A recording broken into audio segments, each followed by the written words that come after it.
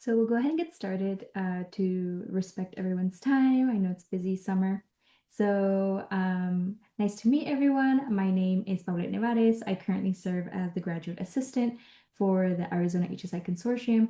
And we're so excited to have one of our inaugural GATE awardees presenting today as well. So we just want to kind of introduce the consortium. I know some of y'all might be familiar, but the consortium was established in 2021 and seeks to strengthen the individual and collective capacity of Arizona HSIs to intentionally support conditions necessary for student success in Arizona, and was founded by Dr. Ray Rivera and Dr. Marlon Franco.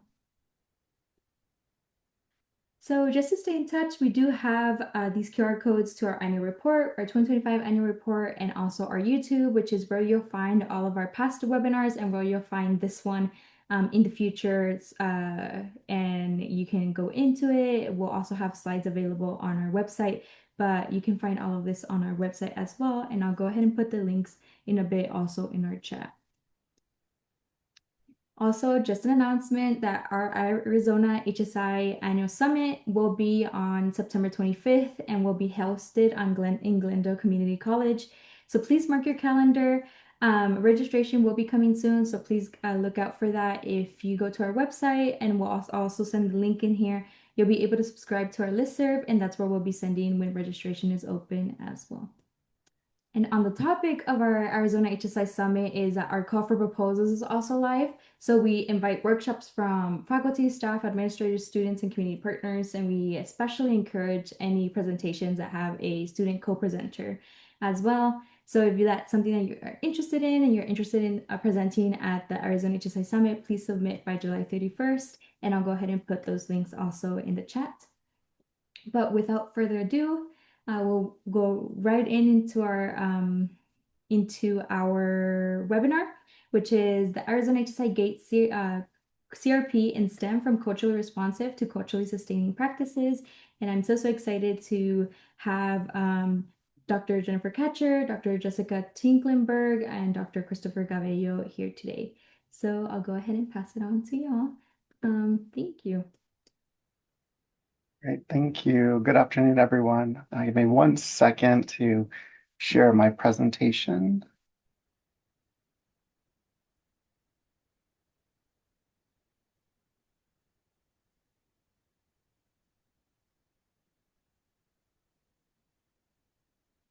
And I think we're on, right? So let me just move this around so I can see the chat. So good afternoon, everyone. Thank you for joining us today. My name is Dr. Christopher Cabello. I am the Acting Dean of Sciences at Pima Community College.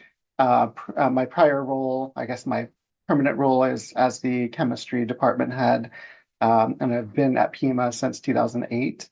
We're excited to share some of the work that our team at PCC has been doing through the Arizona HSI Consortium GATE grant. It's focused on culturally responsive pedagogy in STEM education. Our project is titled The Effects of Culturally Responsive Pedagogy in STEM Education on Our Latinx Community College Students. While the title focuses specifically on our Hispanic student population, the broader goal of the project has really been about exploring how faculty can create learning environments that strengthen student belonging, engagement, and persistence in STEM courses. As a community college and an HSI, we serve many students who are balancing work, family responsibilities, financial pressures, and academic goals simultaneously.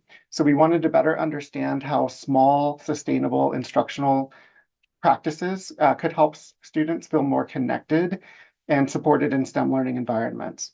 One thing we learned very quickly in this project is that faculty care deeply about our students. That's not a surprise. The challenge was not convincing faculty that belonging matters. It was helping create a space for practical conversations about what that looks like in a day-to-day teaching environment. So before we move to the next slide, I just want to ask a question. I'm curious, for those of you joining today, how many of you are involved in faculty development or student success work in STEM? And you can give me a thumbs up or just a yes or no in the chat.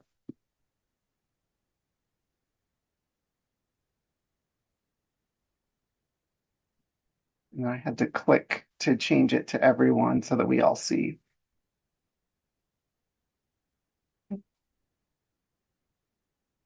All right, while we're waiting on that, so this project intentionally brought together individuals from several different perspectives across the college. So I'd like to give my co-presenters a chance and an opportunity to introduce themselves. So we will start with Professor Ketcher.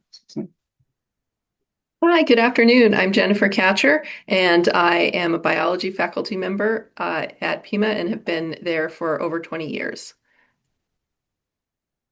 Dr. Tinklenberg. I'm Jessica Tinklenberg. So nice to be with you all.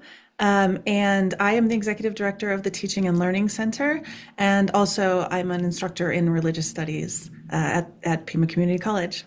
And I've only been here for 2 years, but I'm loving every minute of it. Great to be with you. 2 years, but has made a very big impact already. So we're excited for the future. Thank you. Dr. Tim Cruz was unable to join us this afternoon, but we wanted to make sure that he was mentioned as an instrumental part of this project.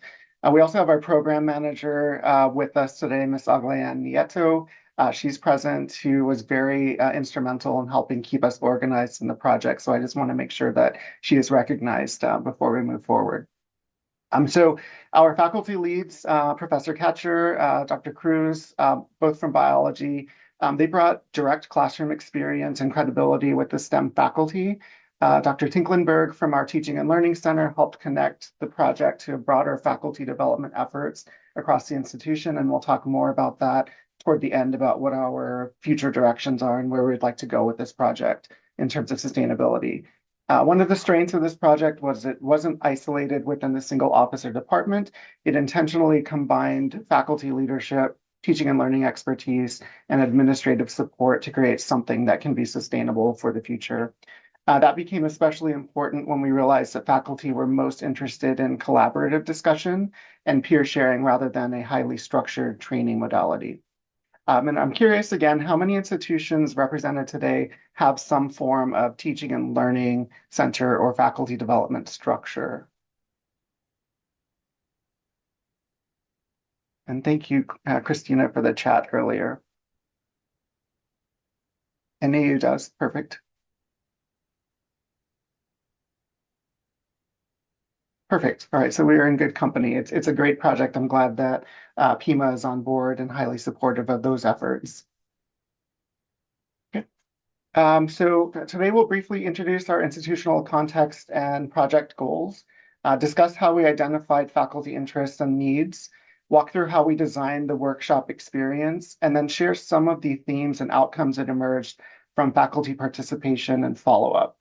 What I hope comes through during this presentation, and what we all hope comes through, is that this became less about delivering a workshop and more about creating a space for faculty reflection, dialogue, and practical experimentation around student belonging in STEM. It's been a great project, much greater than we had initially expected. So a little bit about Pima, PCC. So it's a large multi-campus HSI based in Tucson, Arizona. We have 5 campuses. As of fall of 2024, we served nearly 18,000 students. Approximately 70% of those students attended part-time. And within our science division that we represent, approximately 55% of students identify as Hispanic or Latino. Additionally, many of our students receive financial aid. So these numbers matter because they shape the realities of our classroom, as with many of your institutions. And being an HSI is not simply about enrollment percentages. It creates a responsibility to intentionally design learning environments where students feel seen, supported, and capable of succeeding. And I think that that's what all of our missions will be for all of the students. So many of our students are balancing employment, caregiving responsibilities, family commitments, transportation challenges, and financial pressures while completing their STEM coursework. And that is already academically demanding. So what we are trying to do is kind of lessen the burden and reduce those barriers to success. So as we discussed student success in STEM, we increasingly realize that persistence is not only about content mastery, it's also about whether students feel welcomed, capable, connected, and supported within this STEM learning environment. And that led us toward conversations around belonging, engagement, and identity in STEM learning spaces. And I think many of us in STEM were trained primarily to think about that academic rigor component and content delivery, but our students are bringing their entire lived experiences into these classrooms, and we want to make sure that we respect that and honor that and help them along the way as multiple components and unique individuals. So just something quickly to ponder. What is one challenge you think your students commonly balance outside of the classroom while pursuing their coursework? And if you can just provide a quick, brief description in the chat, let's see if we have some common themes.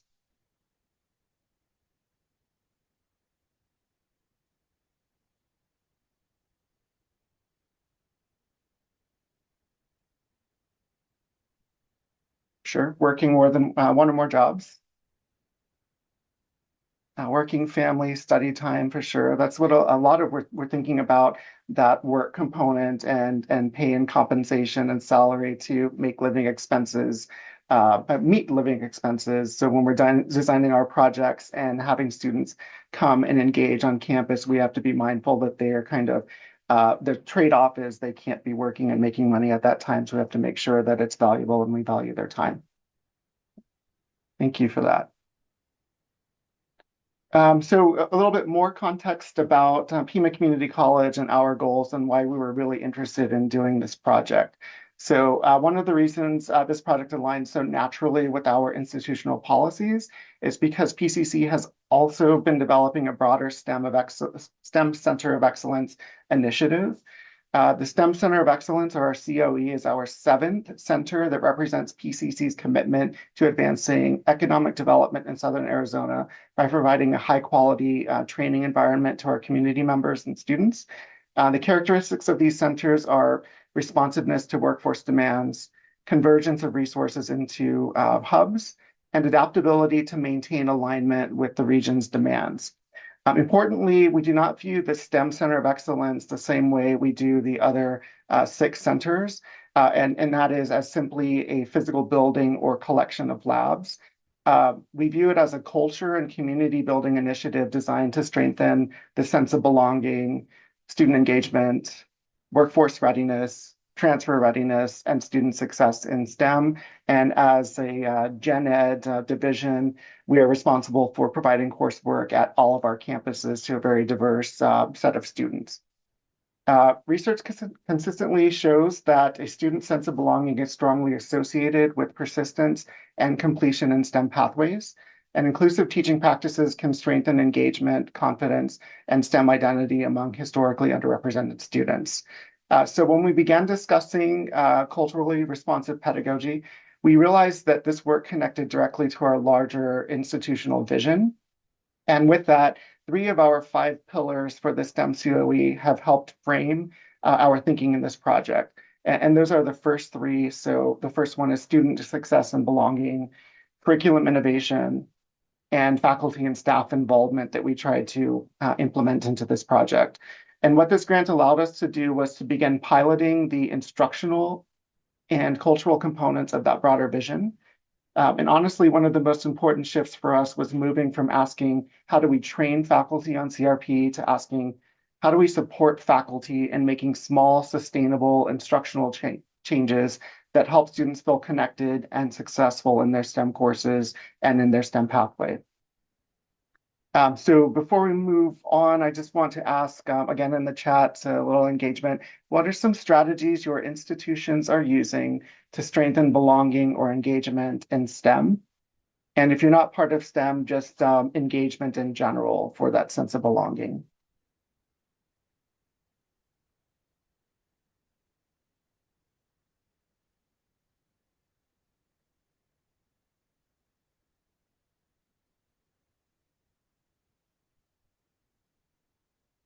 Partnering with community organizations, that's a key component for sure. Thank you for that, Nadia.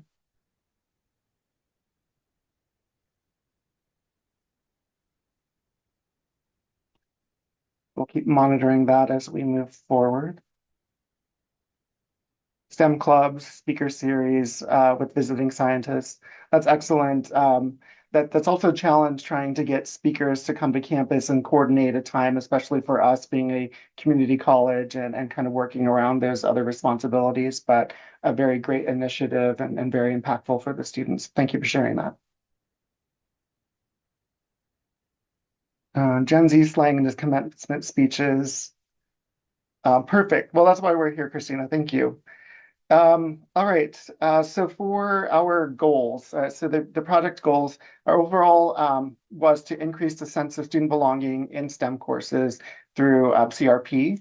And originally the proposal, excuse me, focused on two major areas, and those were in faculty development and student mentoring.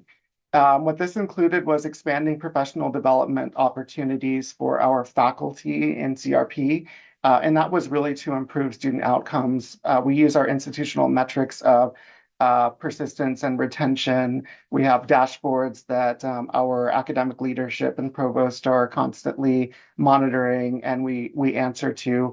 So this kind of fits within that realm of trying to make a better experience for our students and increase their success. And to also get more of them to transfer to our partner schools and be very successful in their higher level courses.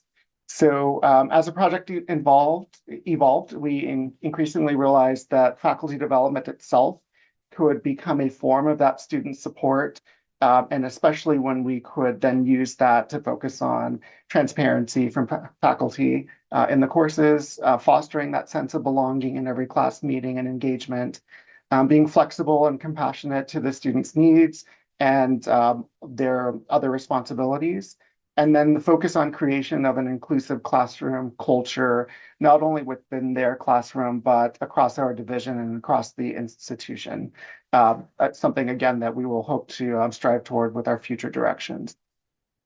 One thing that we tried to be very intentional about was keeping the work manageable for faculty, and that was to really respect their time and acknowledge their workload, especially among several institutional changes and directives that are being developed and implemented simultaneously. So as with many institutions, we are in this model of continuous improvement, and that includes a lot of new initiatives that we are trying to both implement and study and analyze for successful outcomes for the students.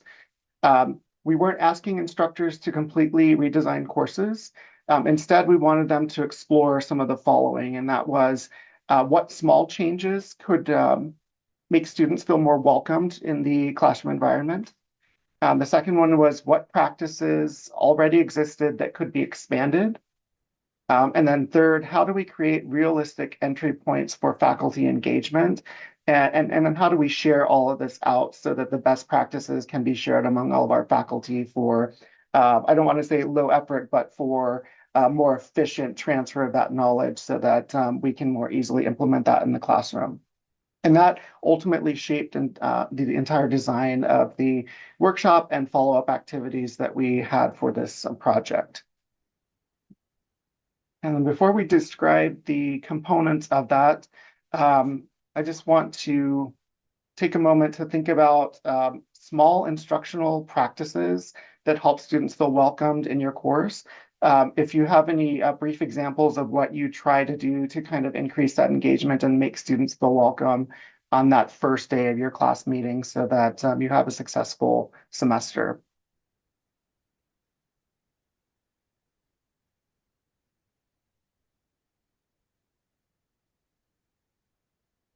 And I'll drop that in the chat.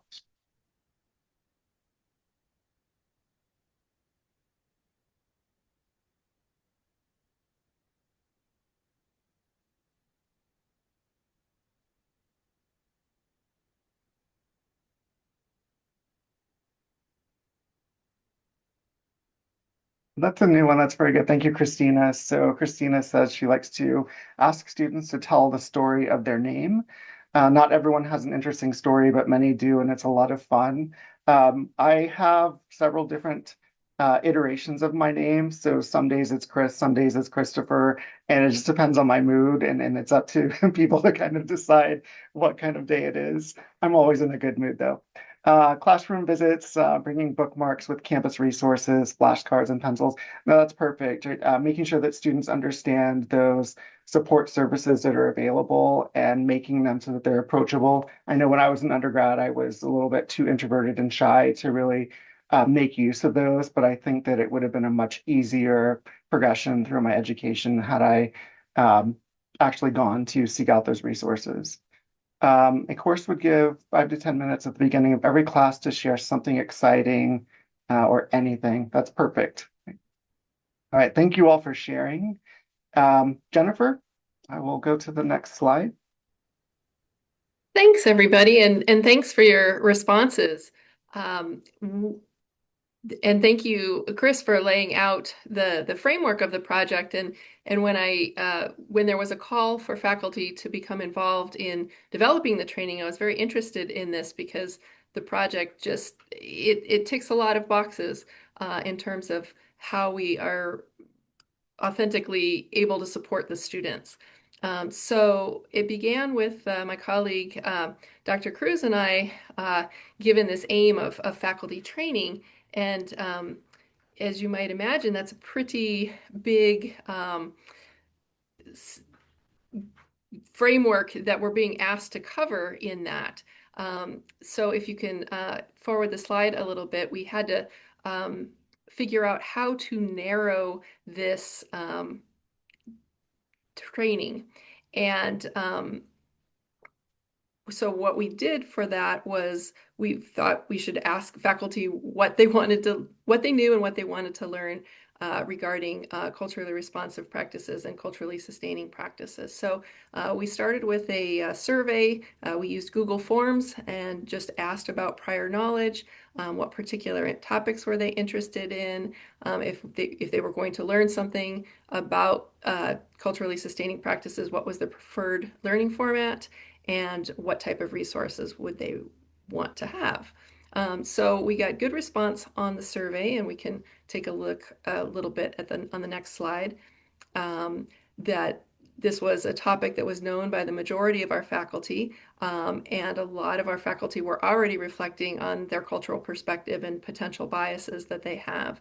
And when we asked about learning formats, a short workshop was at the top of the list. So we decided to start there with the idea of a Friday morning 2-hour workshop where faculty had specific time to think and even begin to create an artifact, something that they could implement in their class. As Chris mentioned, the idea of having something small but actionable is a way to get the process rolling for faculty.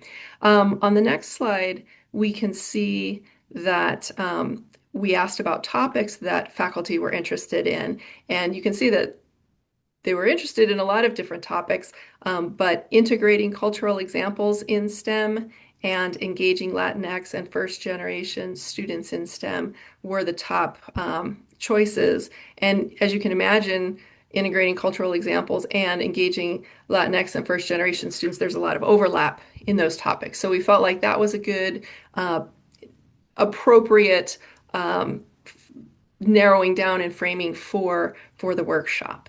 And on the next slide, a little more detail about the workshop itself and the rationale. And you see that we've been using culturally responsive and culturally sustaining practices sort of alternatingly, and Jessica will be talking more about that and distinguishing them. But what we really wanted to draw on is the expertise that was already in the room, and because that's part of that is an element of a culturally sustaining practice. And on the next slide, we can talk a little bit more about the principles that we were using to design the workshop were principles that are part of culturally sustaining practices. So this idea of looking at the expertise that already exists, the asset-based resources that are in the room, and certainly keeping the conversation focused on the faculty in front of us. We mentioned efficiency because we wanted faculty to feel that this was worth their time and come away with information and something that they could use and something that was actionable for them. And if you forward the slide one, you'll see what our original planned agenda was. Kind of a straightforward agenda, introductions, talking about what works, what doesn't, time to work on an artifact, and so forth. So that was our initial plan. And then that's not how the actual 2 hours was spent. And I think Chris alluded to this in his introduction, that there was a real hunger among faculty to talk about culturally sustaining practices and to learn from their peers directly. So when we had introductions, and we had about 20 participants, and when we went around the room and asked people, what is a strength that your students bring, and what is an early support that you provide? And this really prompted a lot of discussions. When people would talk about these practices, they had questions for the person who was supposedly giving a brief introduction. It would generate questions from other people about the practice that they were describing, and in a discussion just immediately ensued. And I think we can see. Thank you for those of you that answered Chris's last question about some of those practices that you use to make your classroom more inclusive and approachable. And I think we could, if we had the time, we could instantly have a discussion about some of those practices. So you can imagine that this room full of people in person are really excited to talk. So we have a discussion, and as we are continuing the discussion, we realize that it's actually starting to cut into the time that we had designated for the artifact creation. So if somebody was going to change wording on a syllabus or an assignment or so forth. So we asked the audience, do you want time to work on this, or do you want to continue the discussion? And it was overwhelming that people wanted to continue the discussion, that they really needed that time together to brainstorm before they could feel like they wanted to move on to their artifact.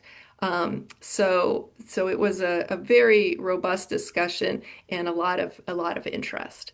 And Jessica, anything that you would like to add about that? Yeah, just to say that I thought it was such a beautiful example of how we enact these sort of culturally responsive and sustaining practices, is to pay really close attention to who's in the room and their needs and what they bring to the conversation, rather than saying we're going to plow through and teach you 27 things, right? And so I was really grateful to my colleagues Jennifer and Chris and Tim for making sure that we made that space. Like Jennifer said, that it was all about making that space.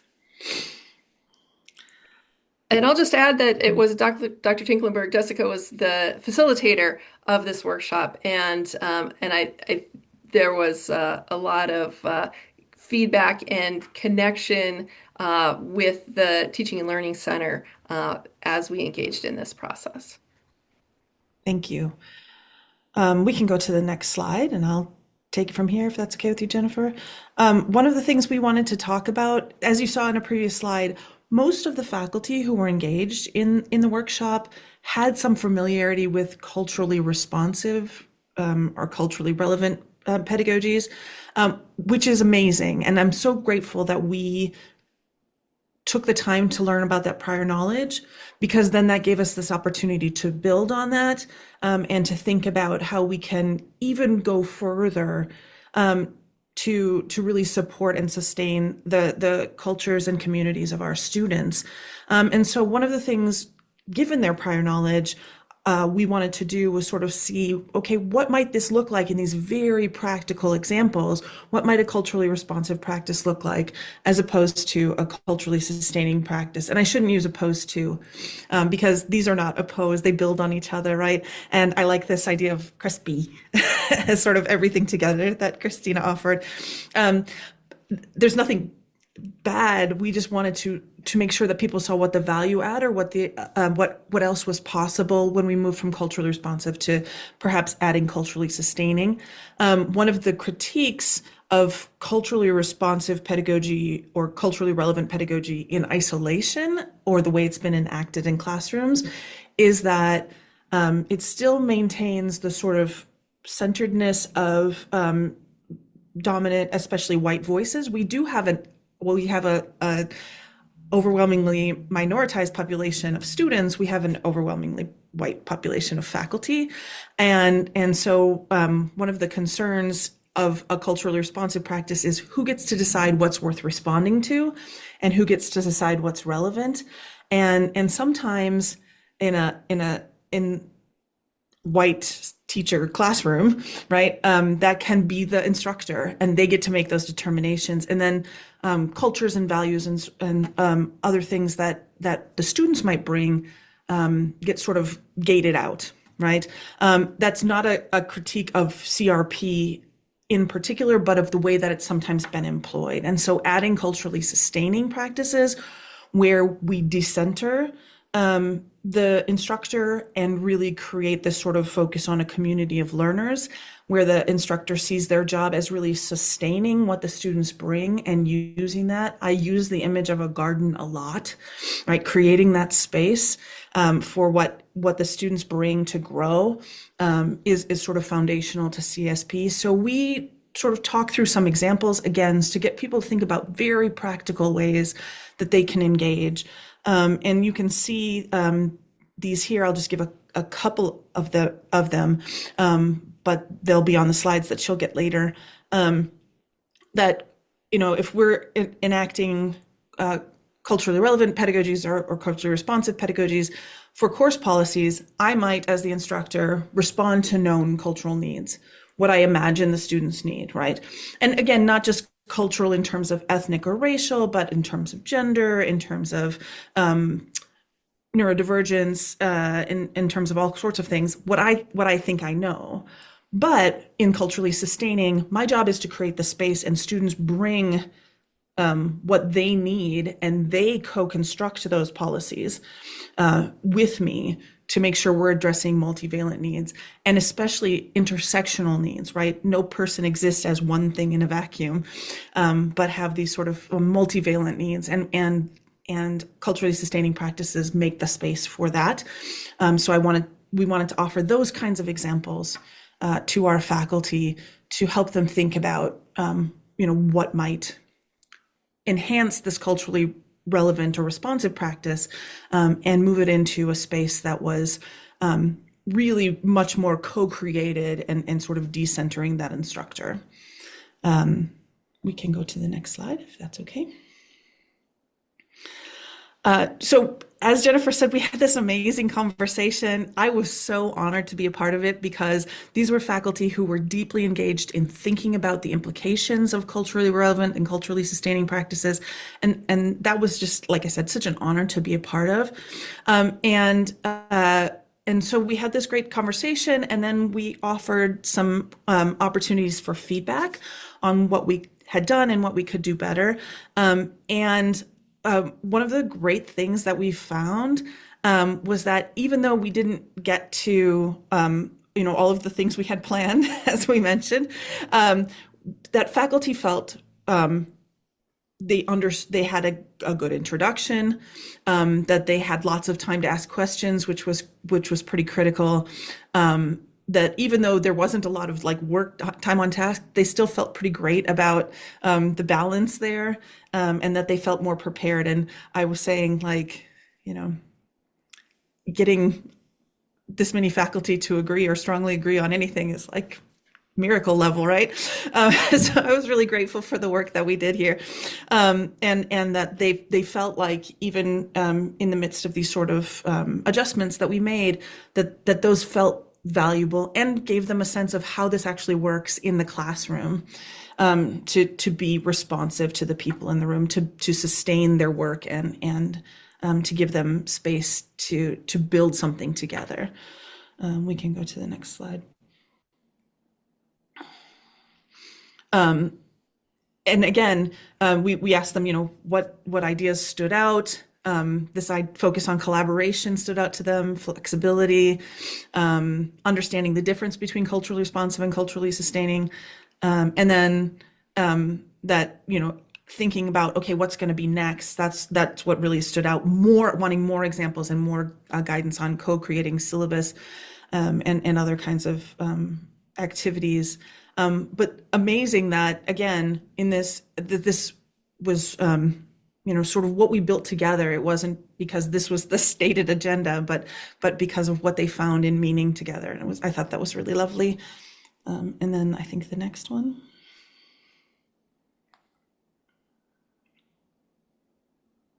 And then again, even though we didn't get a chance for people to put hands on things, we really had people found interest and ability to think about how they might implement several things in their classrooms: collaborative syllabus development, increased student choice and agency, flexibility, and more of a focus on belonging language and some of those issues of transparency that, of course, we're always working on to get students through. So and to help them succeed. Whew, that was a lot. But overall, I just to say that what made this, I think, a great experience was taking that time to pay attention to who was in the room, to really letting them talk with each other, to co-create something, because that not only served as a really productive environment in the room, but what served as a really great model of how we can do this with our students when we see our students as coming with knowledge, expertise, skills, values, and using that as a model for our classroom practice as well. I will turn it back over to Chris. All right, thank you. And I'm going to ask Jennifer just very quickly if she had any additional insights about what the faculty wanted to follow up with this workshop or the presentation that we had, just briefly. Sure, I think there was interest in having more follow-up discussions, and also in particular a repository of examples of wording for syllabi or activities and other the artifacts that we were talking about. Thank you. So just kind of a quick reflection on what we did and what we would like to do in the future, and then I'll ask Jessica to kind of explain part of our teaching competencies. But a few important things emerged from this project, and one of the first ones was that faculty really responded most positively to that practical discussion-based engagement. And as Jennifer and Jessica were talking about, we had a plan for that workshop and the training, and it was going to be very formal, but it ended up being a very great session of engagement for faculty, where I think they finally had a chance or a venue to just express all of their ideas in what seemed like an unstructured type of format, but ended up being a very good structure in terms of how we would like to engage with each other. So that was an unexpected part of that changed our direction a bit, not only for that workshop, but then how we would like to take this project and institutionalize and sustain this project in the future. So with that, with that engagement of talking with each other, really discussing the student needs, we found, and as we knew that there were many common needs and challenges that the students had, and the faculty could then brainstorm with each other about their approaches and share ideas. They're very engaged during the session, and I can't stress that enough. It was a very exciting thing to see. Normally in meetings, we see maybe a lack of engagement or some meetings that could be emails, but this was truly a case where it was a great discussion, and I wish that we had hours and hours longer to continue. Second, small instructional changes can create a very approachable entry point for these sustaining practices. Faculty were much more willing to experiment when the focus was on realistic and manageable adjustments. rather than a large scale redesign. And we're thinking about all of the other requirements that we have on us, thinking about digital accessibility and making sure that our courses are prepared for the new mandates that are coming that are good for the students, but end up being a lot of work for faculty to really kind of redesign and improve their courses to make sure that it meets the needs of all of our students. We didn't want another point where faculty had a lot of work to do in the project and an already stressed work environment or workload that they have. Not that they can't do it, but it's nice to have a little bit less anxiety about projects and a little bit more time to kind of flesh those out and do them well. Third, one of those things was peer sharing really mattered tremendously. Faculty, and I want to say that mention that that was both our full-time and adjunct faculty that were represented among many disciplines, but not only within our science division, that's science and engineering, but also some from math to represent that part of STEM. But they appreciated the opportunities to discuss what was actually working in practice. So from that, we had several themes that were emerging.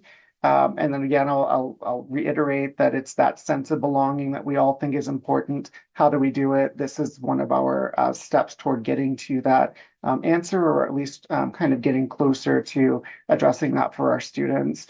That level of comfort of being in a STEM environment in a very complex course with complex topics on top of their other courses and responsibilities is important in terms of making sure that they're successful and want to continue and persist.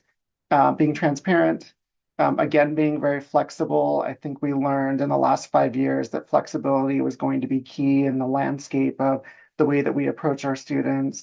And the landscape of our classroom environments has changed significantly. But one thing is constant as we can institute some of these practices to make sure that those students continue coming back and continue asking questions and really trust that we can help them along their way. And then really maintaining that student agency, right? So allow those students to bring in their perspectives, their examples, let them tell us what they need, not us trying to predict or think what they might need. And those concepts really became the foundation of the work and how we're thinking about this project, future work within this project, but then also collaborations and partnerships that we'd like to do in the future with our peer institutions or the universities in our area. Moving forward, we hope to continue partnering closely with our PCC Teaching and Learning Center and Jessica's team. And that's really to expand our faculty learning communities. As Jennifer mentioned, developing repositories of course resources. So we have course-ready examples, but also we use a syllabus template or website. And if we could put in some examples of standard language that faculty can kind of choose from as optional verbiage to put into their syllabi that would meet the goals of creating that sense of belonging for students, that would be perfect. We'd love to do that. And then really aligning the future faculty development opportunities with the teaching competencies. So Jessica, if you'd like, would you like to speak about the teaching competencies that have been developed?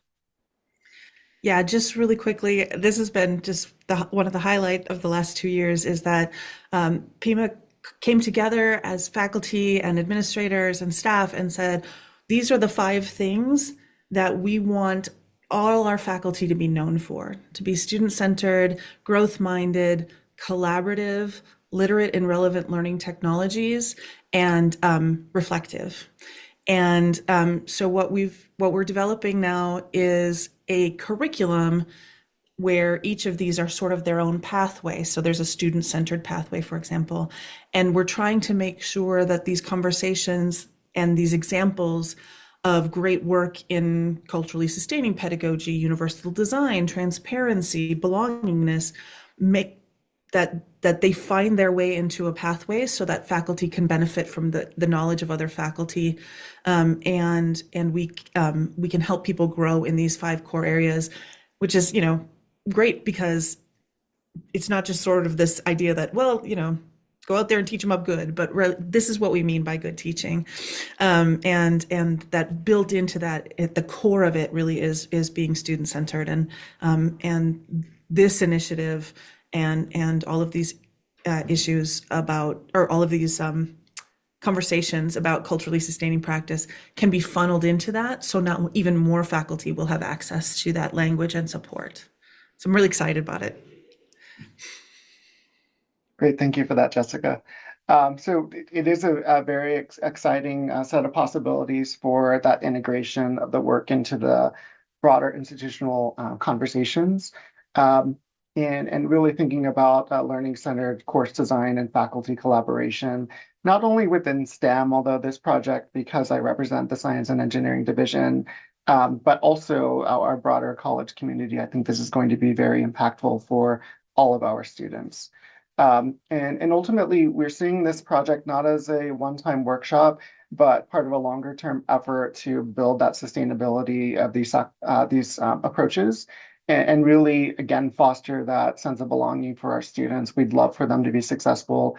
I'm sure all of you would say the same. I love to hear from students many years later that have reached their goals or are still kind of working toward their programs and their careers. But it's nice to hear or think that or know that you had an impact on them along their way. So with that, I want to thank you all for your attention. I want to give a special thank you to the Arizona HSI Consortium for this GATE grant funding opportunity. This seed grant was instrumental in helping us to have the resources to do this project and start and develop it, and then to kind of get us on track of thinking about other collaborations and partnerships that we can work on, or thinking about how we can kind of institutionalize that so that we can cover that and sustain that within Pima without an external funding. But we are very grateful for that. I want to thank especially as a relatively new administrator. I applied for this seed grant when I was in my first semester of the role as acting dean. And I thank you I thank them for their trust in me and confidence that our Pima team would do a great job and be responsible with the funding that you provided. So thank you for that. Thank you for my colleagues and my team. And with that, we will open it up to any questions you might have about the project. Thank you so much for the presentation. It was incredible. I think as a student, it's so so insightful and so incredible to see just like the back end work of a lot of our professors and of our faculty. So very, very appreciative of all of the time and effort that y'all put into making our courses as this space for belonging as well. Thank you for everything.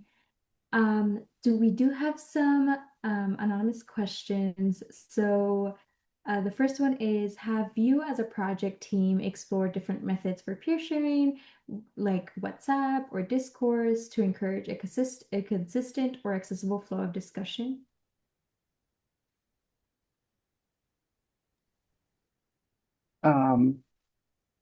Jennifer, Jessica, do you want to go take this one? So we don't have a separate like Discord or WhatsApp that I know of. I don't know if you all do it within the department. We're a Google campus, so we just use Google Chats to find each other. And I think but I think one of the nice things about this was sort of that in-person piece and then the follow-up that they all did so well. But Jennifer, I don't know what you would add. Yeah, thank you for that question. And I think one of the things that we will, when we begin our follow-up in the beginning of the fall semester, is we'll be asking people, how would you like to communicate? So we can get a feel for people's preferred method of communication. I just want to jump in and say thank you so much for the presentation, for all the detailed information, and also the intentionality with which you've really applied all of the information that you've acquired to the next iteration of your implementation. And that's so important, it's so intentional, and that's what we use data for.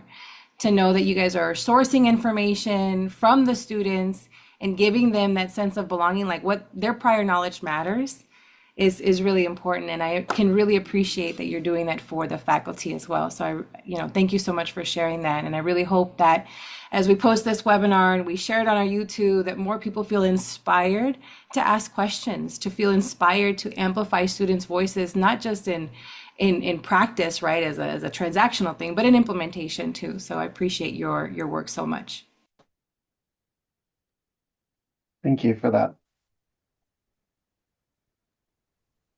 And we have 2 more questions. If you have any questions, please feel free to leave them in the chat or in the Q&A feature. So the next question is, do the faculty have access to the data that was shared? And was there an impression where they may be surprised, pleased, or curious about the results?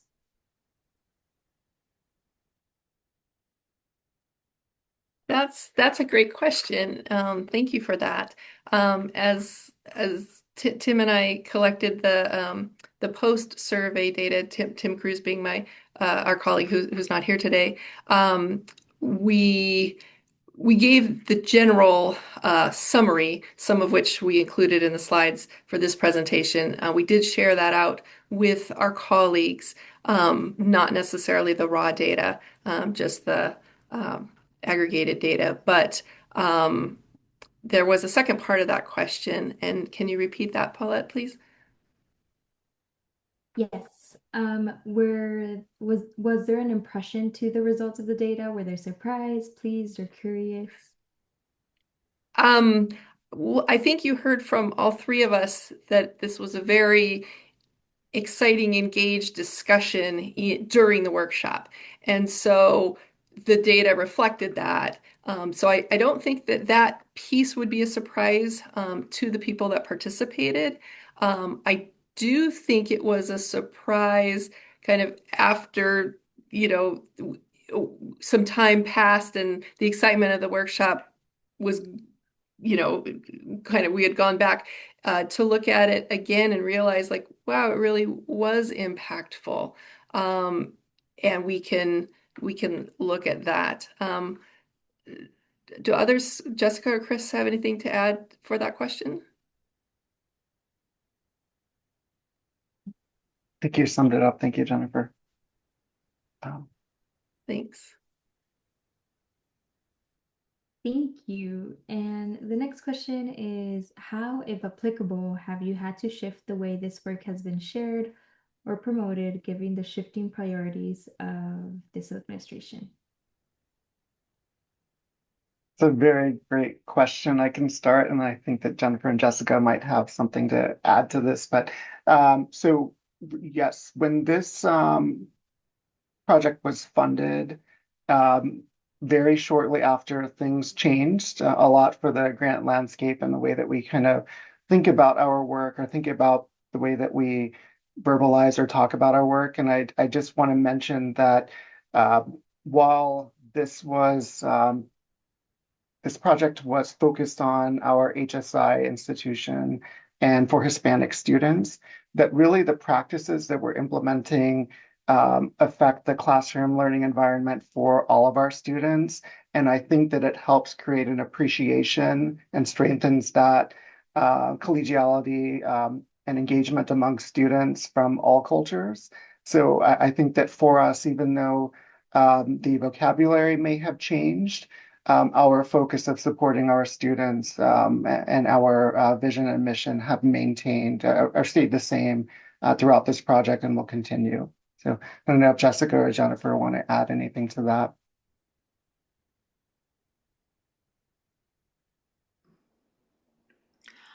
I'll just add that, yeah, I think that this is, thank you for that question. I appreciate that because this is a conversation that we're having a lot of the time right now. And as you can imagine in the Teaching and Learning Center, like, how do we convey our absolute dedication to our students and their success in a way that doesn't target them, like to make sure that we're doing our level best to make sure that they have access to a learning environment that supports them. And so that's an ongoing conversation. So I think that one of the things we're doing, and Chris sort of said that as well as really making sure that our focus is on these. We know that these are practices that support student learning. And we are a learning institution, teaching and learning institution. And because we know that, we have the data here, we're going to do these things because we want our students to succeed. And that's where we sort of lay our mat.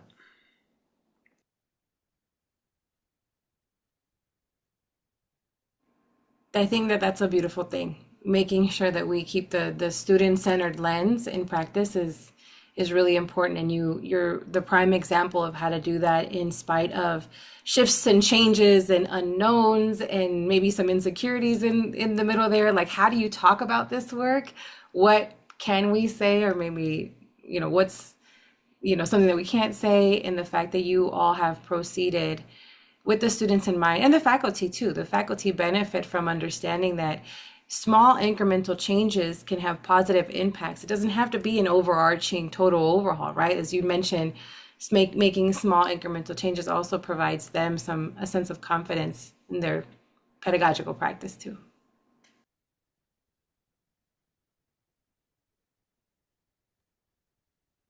And I think that might be the last of our questions. Once again, we just want to say thank you for everything that y'all do in your campus and beyond. We're so excited, and this is such a great project, and we are so honored to have had the opportunity to be a part of that journey.